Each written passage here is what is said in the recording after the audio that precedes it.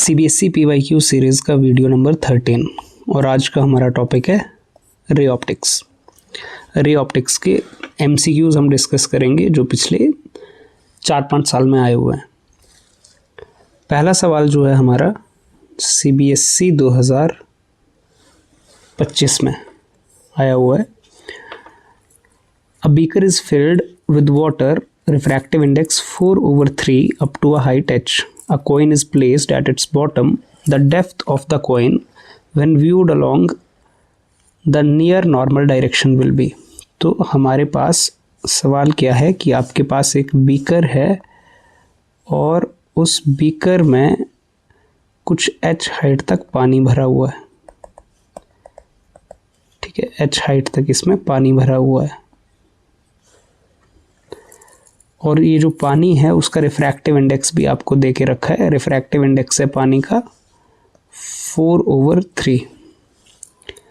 इसके बॉटम पे कॉइन रखा हुआ है और कोई आदमी अगर ऊपर से देख रहा है इस कॉइन को तो ये कॉइन कहीं यहाँ पे दिखेगा, है ना। ये ऑब्जेक्ट है ओ और ये इमेज है। तो हमें बोला है कि depth of the coin when viewed along near the normal, तो हमें ये डेप्थ निकालनी है। ठीक है, लेट्स से ये x है। तो ये हमारे पास डायरेक्ट फॉर्मूला होता है। हमारे पास रियल डेप्थ जो होती है, ठीक है, रियल डेप्थ, इसके लिए डेरिवेशन भी छोटा सा किया जाता है। Real depth over apparent depth, real depth over apparent depth जो होती है उसका फॉर्मूला क्या होता है, it is equal to refractive index. Provided ऊपर ये मीडियम एयर है और नीचे तो वाटर है। तो real depth over apparent depth क्या होता है, रिफ्रैक्टिव इंडेक्स। रियल डेप्थ कितनी है हमारे पास h, अपेरेंट डेप्थ हमें निकालनी है x, जहाँ पर हमें इमेज दिख रही है कॉइन की, और रिफ्रैक्टिव इंडेक्स दिया हुआ है 4/3। तो यहाँ से x इजीली आ जाएगा हमारे पास 3h/4। ठीक है, x की वैल्यू हम निकाल लेंगे तो ये वैल्यू आ गई हमारे पास 3h/4। तो ऑप्शन हो जाएगा हमारा बी। ठीक है, गौर से देखोगे आप, डी ऑप्शन तो नहीं हो सकता ना। जो रियल डेप्थ है h है तो अपेरेंट डेप्थ उससे कम ही होगी, और h भी नहीं हो सकता, सेम तो रह नहीं सकती। तो ऑप्शन या तो ए हो सकता था या तो बी हो सकता था। ठीक है, सी और डी तो वैसे ही नहीं हो सकता। ठीक है, h तो सेम ही है लेकिन किसी लिक्विड में डालेंगे तो अपेरेंट डेप्थ, इमेज तो ऊपर बनेगी, अपेरेंट डेप्थ कम होगी, और 4h/3 तो उससे ज़्यादा है, माने और नीचे, तो ये तो पॉसिबल आंसर्स हैं नहीं। ठीक है, तो हमारे पास एक बेसिक सा फॉर्मूला है, ये फॉर्मूला हम ध्यान में रखते हैं तो काम आता है काफ़ी। नेक्स्ट हमारे पास है क्वेश्चन नंबर 2। ये भी सीबीएसई 2025 में आया हुआ है। A tub is filled with a transparent liquid to a height 30 centimetre. Same तरह से आपके पास एक टब है, इस टब में कोई ट्रांसपेरेंट लिक्विड डाला गया है। कितनी हाइट तक, ये h हाइट है और ये हाइट आपको दी हुई है 30 सेंटीमीटर।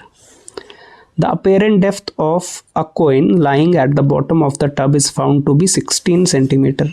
कोई कोइन है जो इसके बॉटम पे रखा हुआ है, ये ऑब्जेक्ट है, इसकी इमेज बनती है कहीं ऊपर, ये इमेज बन रही है। तो रियल डेप्थ है आपके पास 30 और अपेरेंट डेप्थ ये जो अपेरेंट डेप्थ है ये कितनी दी हुई है, ये आपको दी हुई है 16 centimetre. The speed of the light in the liquid, liquid में स्पीड ऑफ लाइट हमें निकालनी है। ठीक है, तो आपके पास अगेन सेम ही फॉर्मूला है, real depth over apparent depth is equal to refractive index. Real depth कितनी है 30, अपेरेंट डेप्थ कितनी है 16, तो ये आ गया रिफ्रैक्टिव इंडेक्स। तो रिफ्रैक्टिव इंडेक्स की वैल्यू हमारे पास कितनी आ गई 15/8।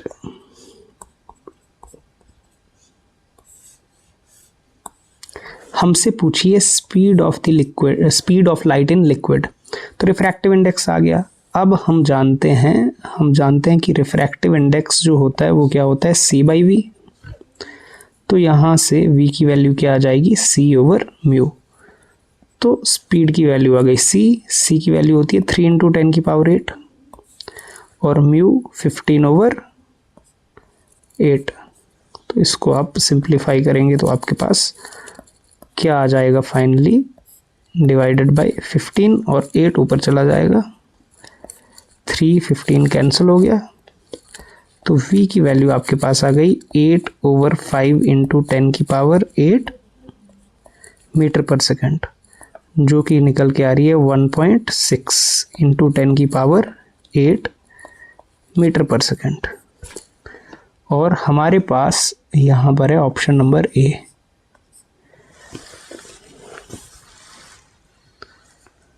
नेक्स्ट क्वेश्चन देखते हैं हम, क्वेश्चन नंबर 3। ये भी CBSE 2025 में ही आया हुआ है। The magnification produced by a spherical mirror, अच्छा मिरर है, स्फेरिकल मिरर इज -2.0। तो मैग्निफिकेशन हमारे पास है -2। The mirror used and the nature of the image formed, अच्छा मैग्निफिकेशन नेगेटिव है, नेगेटिव मैग्निफिकेशन है। नेगेटिव साइन क्या शो करता है, अगर मैग्निफिकेशन नेगेटिव हो तो इसका मतलब होता है रियल एंड इन्वर्टेड इमेज है। अगर मैग्निफिकेशन नेगेटिव है तो real and inverted, magnification positive virtual and erect. तो रियल एंड इन्वर्टेड है, ये नहीं हो सकता, ये नहीं हो सकता।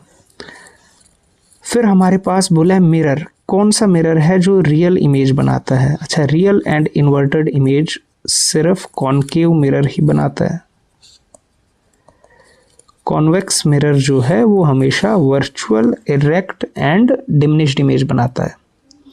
ठीक है, तो कॉनकेव मिरर ही है जो रियल एंड इन्वर्टेड इमेज बनाता है और इनलार्ज्ड भी है ये इमेज, क्योंकि मैग्निफिकेशन बाई मैग्नीट्यूड 1 से बड़ी है, 2 उसकी वैल्यू है, तो ये मैग्नीफाइड इमेज है या इनलार्ज्ड इमेज है। तो कॉनकेव मिरर और real and inverted image, concave, real and inverted image. फिर हमारे पास नेक्स्ट क्वेश्चन नंबर 4 जो CBSE 2024 में आया हुआ है। The focal lengths of the objective and eyepiece of a compound microscope are 1 and 2 centimetre. तो आपको क्या ऑब्जेक्टिव की फोकल लेंथ दे के रखी है 1 सेंटीमीटर है, आईपीस की फोकल लेंथ दे के रखी है 2 centimetre. If the tube length of the microscope is 10, आपको लेंथ भी दे के रखी है 10 centimetre. The magnification obtained by the microscope for most suitable viewing by relaxed eye. Relaxed eye का मतलब होता है हमारा नॉर्मल एडजस्टमेंट। ठीक है, नॉर्मल एडजस्टमेंट के केस के लिए पूछा जा रहा है हमसे, तो रिलैक्स्ड आई के लिए पूछा जा रहा है। अच्छा नॉर्मल एडजस्टमेंट के केस में बेसिकली क्या होता है, एक तो हमारे पास जो मैग्नीफाइंग पावर होती है वो क्या होती है V0/U0 इंटू D/FE। ठीक, और यहाँ पर हमें जो वैल्यूज़ दी गई हैं वो F0 है, FE है, L है। नॉर्मल एडजस्टमेंट के लिए, ठीक है, नॉर्मल जो हमारा एडजस्टमेंट है रिलैक्स्ड आई के लिए या नॉर्मल एडजस्टमेंट के लिए एक हमारे पास अप्रॉक्सीमेट फॉर्मूला भी होता है। नॉर्मल एडजस्टमेंट का मतलब होता है कि जो ऑब्जेक्ट है, जो हमारा ऑब्जेक्ट है, ऑब्जेक्ट जो रखा होता है ऑब्जेक्टिव के आगे वो लगभग उसके फोकस पे होता है नॉर्मल एडजस्टमेंट के लिए। और इमेज जो बन रही है वो आईपीस के इतना क्लोज है कि 2 लेंस होते हैं हमारे पास, ऑब्जेक्टिव और आईपीस। इमेज जो है, ये जो ऑब्जेक्ट रखा है ऑब्जेक्टिव के आगे, ये ऑब्जेक्टिव और ये आईपीस, तो ये कहाँ पर ऑलमोस्ट फोकस पे ही। और जो इमेज बन रही है वो आईपीस के इतनी नज़दीक होती है कि जो V0 है वो लगभग लेंथ के बराबर ही होता है। तो V0 जो होता है हम ऐसे केस में लेंथ के बराबर ही, क्योंकि जो हमारे पास इंफॉर्मेशन है वो उसी फॉर्म में दी है। तो हमारे पास मैग्नीफाइंग पावर का ऐसे केस में हम फॉर्मूला नॉर्मल एडजस्टमेंट के लिए, रिलैक्स्ड आई के लिए फॉर्मूला इस फॉर्म में भी लिख सकते हैं, L//, F0 इंटू D/FV। तो ये सारे वैल्यू हमें प्रोवाइडेड है क्वेश्चन में। L की वैल्यू कितनी है 10, F0 की वैल्यू कितनी है 1, D होता है 25 least distance of distinct vision, और FE की वैल्यू दे के रखिए 2। तो यहाँ से हमारे पास क्या बन जाएगा 25 5 सा 125। तो ये कुछ वैल्यू आ जाएगी हमारी, जो कि ऑप्शन लास्ट वाला है। फिर उसके बाद है हमारे पास क्वेश्चन नंबर 5, जो कि CBSE 2023 में आया हुआ है। A ray of monochromatic light propagating in air is incident on the surface of water. Which of the following will be same for the reflected and refracted rays? तो reflected और refracted में क्या same रहता है? Energy carried, speed, frequency, wavelength। देखो speed तो change हो जाती है मीडियम बदलने से, ठीक है। रिफ्रैक्शन में स्पीड बदल जाती है, रिफ्लेक्शन में तो नहीं बदलेगी, तो स्पीड चेंज हो जाती है। वेवलेंथ बदल जाएगी, स्पीड बदलती है, वेवलेंथ बदलती है। फ्रीक्वेंसी चेंज नहीं होती है। एनर्जी कैरिड भी वैसे चेंज नहीं होती है, लेकिन एनर्जी देखो, एनर्जी का हमारे पास फॉर्मूला लाइट के लिए तो यही होता है, फोटॉन्स के लिए E = h/f या h/nu। फिर यहाँ पर अब दो चांसेस बन सकते हैं, लेकिन फ्रीक्वेंसी तो मीडियम डिपेंडेंट प्रॉपर्टी है नहीं, वो ना तो रिफ्लेक्शन में चेंज होगा ना तो रिफ्रैक्शन में चेंज होगा। एनर्जी कैरिड का या तो ये मीनिंग हो सकता है कि एनर्जी जब हमारे पास कोई रे आती है, ये रे आई, ये रिफ्लेक्शन का मतलब है सेम एंगल पे चली गई, और रिफ्रैक्शन का मतलब है दूसरे मीडियम में चली गई, ठीक है। जब रे, जैसे ये रे ऑफ लाइट आए तो इसका भाई पूरा का पूरा पार्ट रिफ्लेक्ट नहीं हुआ, या तो ये मीनिंग हो सकता है कि पूरा पार्ट रिफ्लेक्ट नहीं हुआ, कुछ जो है वो एब्जॉर्ब हो गई, या तो उस सेंस में कि एनर्जी क्या हो गई, कुछ ना कुछ कम हो गई। या दूसरे मीडियम में भी रे जाती है तो भाई मीडियम ने, जो मीडियम के पार्टिकल हैं, उन्होंने कुछ एनर्जी एब्जॉर्ब कर ले। तो अदरवाइज नहीं तो एनर्जी की वैल्यू भी सेम ही रहती है, क्योंकि फ्रीक्वेंसी चेंज नहीं होगी तो ओवरऑल एनर्जी भी चेंज नहीं होती है। तो ये थोड़ा कंफ्यूजिंग है, वैसे फ्रीक्वेंसी तो चेंज होगी ही नहीं, ठीक है। तो एनर्जी कैरिड का जो मीनिंग है, एनर्जी कैरिड का या तो ये है कि कुछ एनर्जी एब्जॉर्ब हो जा रही है इन प्रोसेसेस में, या तो उस सेंस में फिर मीनिंग हो सकता है कि कुछ एनर्जी एब्जॉर्ब हो जा रही है। जब लाइट रिफ्लेक्ट कर रही है तो वो जो सरफेस है वो कुछ एनर्जी एब्जॉर्ब कर ले रहा है, या लाइट एक मीडियम से दूसरे मीडियम में जा रही है तो कुछ एनर्जी मीडियम एब्जॉर्ब कर दे रहा है, लेकिन टोटल एनर्जी सेम रहती है, ठीक है। तो मे बी फ्रीक्वेंसी आंसर दिया हो, लेकिन आंसर एनर्जी भी बाय लॉजिक तो चेंज नहीं होती है। तो नेक्स्ट हमारे पास 6 है question number. A beam of light travels from air into a medium. Its speed and wavelengths in the medium are this and this. Speed और wavelength की वैल्यू दी है। The wavelength of light in air will be. अब speed और wavelength का direct relation होता है, speed is directly proportional to wavelength। तो इसका मतलब है v1/v2 should be equal to λ1/λ2। अब मीडियम में, मान लो मीडियम में, फर्स्ट मीडियम है 1.5 है मीडियम में स्पीड, और दूसरा जो मीडियम है वो तो एयर है, तो एयर में कितनी स्पीड होती है 3 × 10⁸। इस मीडियम में वेवलेंथ कितनी दी हुई है 230, और दूसरे एयर वाले में नहीं दी है, तो वो निकाल लेते हैं। तो यहाँ से आपकी λ2 की वैल्यू आ जाएगी। देखो ये तो कैंसिल हो गया, ये भी कैंसिल हो गया। तो λ2, या हम ऐसे कह सकते हैं कि ये जो है 1/2 = 230/λ2।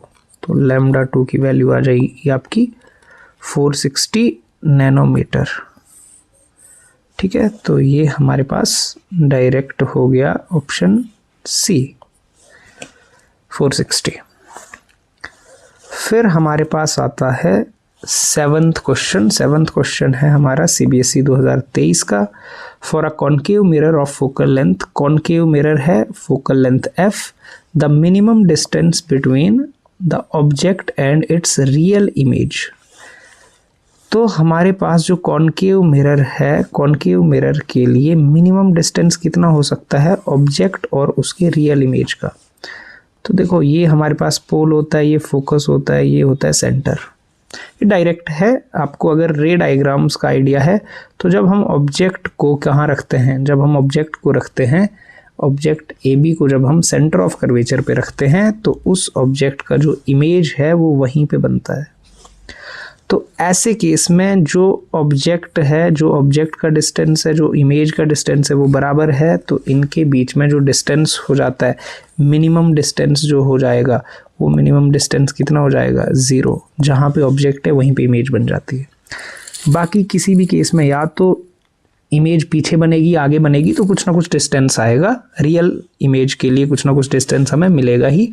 सिर्फ यही केस ऐसा है जब ऑब्जेक्ट को सेंटर ऑफ कर्वेचर पे रखते हैं तो इमेज वहीं पे बनती है, और ऐसे केस में डिस्टेंस क्या होगा, 0 मिनिमम। अदरवाइज कुछ ना कुछ इसकी वैल्यू निकलेगी, ऑब्जेक्ट और इमेज अगर उनमें गैप होगा, आगे पीछे बनेंगे तो।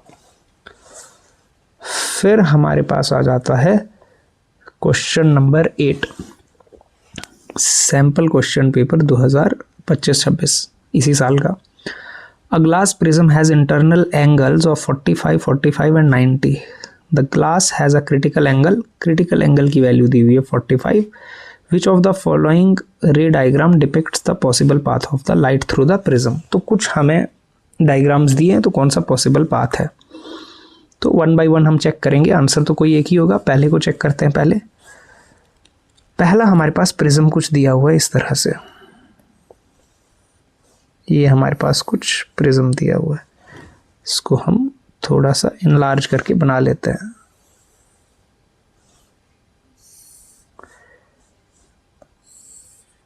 ठीक है, ये 90 डिग्री है। यहाँ पे हमारे पास एक ये रे आ रही है और यहाँ से ये जा रही है कुछ यूं, और फिर यहाँ से कुछ यूं और सीधी आगे। अब हमारे पास क्रिटिकल एंगल दिया 45, तो यहाँ से रिफ्रैक्टिव इंडेक्स आ जाएगा। हमें पता है रिफ्रैक्टिव इंडेक्स क्या होता है, 1 divided by sine of critical angle. तो रिफ्रैक्टिव इंडेक्स आ जाएगा 1 डिवाइडेड बाई साइन 45। साइन 45 होता है 1/√2, तो रिफ्रैक्टिव इंडेक्स आ गया √2। तो जो ये ग्लास है, जो प्रिज्म है, उसका रिफ्रैक्टिव इंडेक्स है √2। ठीक है, तो बाहर वाले मीडियम का तो रिफ्रैक्टिव इंडेक्स होता है 1 एयर, और अंदर वाले मीडियम का रिफ्रैक्टिव इंडेक्स हो गया √2। अब हमारे पास क्या है, एंगल्स की वैल्यूज़ दिए हुए हैं। ये एंगल तो 90 है, ये एंगल होगा 45, और ये वाला एंगल भी होगा 45। यहाँ पर अगर हम नॉर्मल ड्रॉ करें, ये हमने नॉर्मल ड्रॉ कर दिया, तो अगर ये 45 है तो ये वाला एंगल भी 45, तो फिर ये वाला एंगल भी 45। नॉर्मल के साथ वाला एंगल हम देखते हैं। ठीक है, चलो नॉर्मल के साथ हमने एंगल देख लिया, ये होगा 45। अगर ये 45 होगा तो देखो ये तो नॉर्मल है 90, और ये वाला एंगल निकाल लेते हैं। ये जो R है ये I होता है 45, तो R निकाल लेते हैं। स्नेल्स लॉ अगर हम लगाएं साइड में, तो स्नेल्स लॉ क्या होता है, जिस मीडियम का रिफ्रैक्टिव इंडेक्स उसी का साइन एंगल, अगले मीडियम का रिफ्रैक्टिव इंडेक्स उसका साइन एंगल। तो ये आ गया 1 इंटू साइन 45, और μ2 कितना है, √2 इंटू साइन R। तो ये आ गया 1/√2 is equal to √2 into sine R। तो साइन R आपके पास √2 डिवाइड में चला जाएगा, तो 1/2 मैंने R हो गया 30 डिग्री। तो ये एंगल आपका 30 डिग्री है। ठीक है, ये तो 90 है, ये 30 डिग्री आ गया R। अब यदि ये 30 आ गया, देखो ये है 45, ये 90 और प्लस 30, 90 प्लस 30 कितना हो गया, 120। तो अगर इस ट्रायंगल को देखें, जो ये वाला एंगल है, ये 90 प्लस 30 120, 120 प्लस 45 165, तो ये एंगल हो गया 15 डिग्री। अब ये 15 डिग्री हो गया, तो यहाँ पे अगर मैं नॉर्मल बनाऊँ तो एंगल ऑफ इंसिडेंस कितना हो गया 75 डिग्री, और angle of incidence 75 degree, angle of incidence हो गया 75 डिग्री। तो यहाँ पे आप अगर देखते हो कि 75 डिग्री एंगल ऑफ इंसिडेंस है which is greater than critical angle, तो इसका मतलब है TIR होगा। इस पॉइंट पे एंगल ऑफ जो इंसिडेंस है वो क्या है, क्रिटिकल एंगल से ज़्यादा है, तो TIR होगा। तो ठीक है, रे क्या आ रही है, इस मीडियम में आ रही है और उसके बाद उसी मीडियम में रिफ्रैक्ट होके निकल रही है, जो कि बात बिल्कुल ठीक है, TIR होगा। अब पहले ही ऑप्शन में हमें पता लग गया कि ये जो पाथ है ये बिल्कुल ठीक है, इसमें TIR हो रहा है। इसी तरह अगर चेक करना हो, हालांकि MCQ है, हमें पहला ही ऑप्शन, अगर पहले ऑप्शन में मान लो ये एंगल 75 की जगह आ जाता कुछ 30, तो 30 is less than 45 critical angle, तब TIR नहीं होता, तो रे बाहर आनी चाहिए थी, तो हम बोलते ही ऑप्शन गलत है। ठीक है, क्योंकि हमें पहला ही ऑप्शन मिल गया तो हम आगे चेक करने की ज़रूरत नहीं है। लेकिन आगे भी अगर हम इनको इसी तरह से इसी फॉर्मेट में सॉल्व करेंगे तो उनमें जो आएगा, ये जो यहाँ पे जो एंगल आएगा, ये यहाँ पे ये एंगल 45 से कम आएगा। ठीक है, चलिए, तो इस तरह से इसको हम आइडेंटिफाई कर सकते हैं। फिर नेक्स्ट है हमारे पास क्वेश्चन नंबर 9। ये सैम्पल क्वेश्चन पेपर 2024-25 का है। A point object is placed at the center of a glass sphere of radius 6 cm and refractive index 1.5. The distance of virtual image from the surface of the sphere. आपके पास एक sphere है कुछ ऐसे, ठीक है, glass का sphere है, इसकी रेडियस आपको दी हुई है, ये रेडियस है r, और इसकी वैल्यू आपको दे रखी है 6 सेंटीमीटर। साइन कन्वेंशन के मुताबिक ये नेगेटिव, यहाँ से देखेंगे ना, इस सरफेस से, और इसका रिफ्रैक्टिव इंडेक्स आपको दे के रखा है, रिफ्रैक्टिव इंडेक्स की वैल्यू है 1.5, n बोलो म्यू बोलो 1.5। The distance of virtual image from the surface, देखो ऑब्जेक्ट है आपका रखा हुआ, देखो point object is placed at centre, तो ये है ऑब्जेक्ट, ये आपका पोल है जो भी, ठीक। तो आपका जो ऑब्जेक्ट है वो भी सेंटर पे ही रखा हुआ है, -6 पे, और जब ऑब्जेक्ट और रखा कहाँ पे, ऑब्जेक्ट रखा है डेंसर मीडियम में। देखो बाहर वाले मीडियम का तो रिफ्रैक्ट, इसको बोल दो N2 डेंसर मीडियम, और बाहर वाला जो मीडियम है एयर, उसका रिफ्रैक्टिव इंडेक्स तो 1 होता है। तो आपका जो ऑब्जेक्ट है वो डेंसर मीडियम में है। दो ही केस होते हैं, ऑब्जेक्ट या तो डेंसर मीडियम में होता है या तो रेयरर मीडियम में। जब ऑब्जेक्ट डेंसर मीडियम में रखा जाता है तो स्फेरिकल रिफ्रैक्टिंग सरफेस के लिए फॉर्मूला क्या होता है, फॉर्मूला होता है N1 divided by V minus N2 divided by U is equal to N1 minus N2 divided by R। और यदि ऑब्जेक्ट रेयरर मीडियम में रखा हो, ऑब्जेक्ट यदि रेयरर मीडियम में रखा हो, ये बाहर होता, तो फिर N1 की जगह N2 लिखते हैं, N2 की जगह N1। तो ये फॉर्मूले हमारे इंपॉर्टेंट होते हैं, इनके डेरिवेशन भी कई बार पेपर में आते हैं। अब क्या है, वैल्यू पुट करनी है, खाली वैल्यू पुट करेंगे 1 divided by V minus 1.5 divided by U is equal to 1 minus 1.5 divided by -6। तो ये वैल्यू आ जाएगी 1 by V plus 15 by 60, minus minus plus कर दिया, डेसिमल हटा दिया, minus 0.5 divided by -6, minus minus cancel, तो 1 by V plus 3 by 12 cancel कर दिया, और 0.5 का भी डेसिमल हटा दिया, 5 डिवाइडेड बाई 60। तो 1 बाई V प्लस 3 बाई 12 भी कैंसिल ही हो जाएगा, ये 1 divided by 4 is equal to 1 divided by 12। अब यहाँ से इसको सिंप्लीफाई करते हैं, तो 1 by V is equal to 1 by 12 minus 1 by 4, और 1 बाई V की वैल्यू आ गई 12, 1 माइनस 3, तो 1 by V is equal to -2 by 12 which is -1 by 6, तो V की वैल्यू आ गई -6 सेंटीमीटर। तो v की वैल्यू -6 सेंटीमीटर है, माने यहीं पे जितनी u की वैल्यू है उतनी ही v की वैल्यू है, माने सेम ही जगह पे इमेज बनेगी। तो 6 सेंटीमीटर वाला ऑप्शन होना चाहिए। ठीक है, नेक्स्ट हमारे पास तो यही सवाल है। ये हमारे सवाल थे ऑप्टिक्स के MCQs जो आए हुए हैं। ठीक है, तो नेक्स्ट वीडियो में हम वेव ऑप्टिक्स के PYQs डिस्कस करेंगे।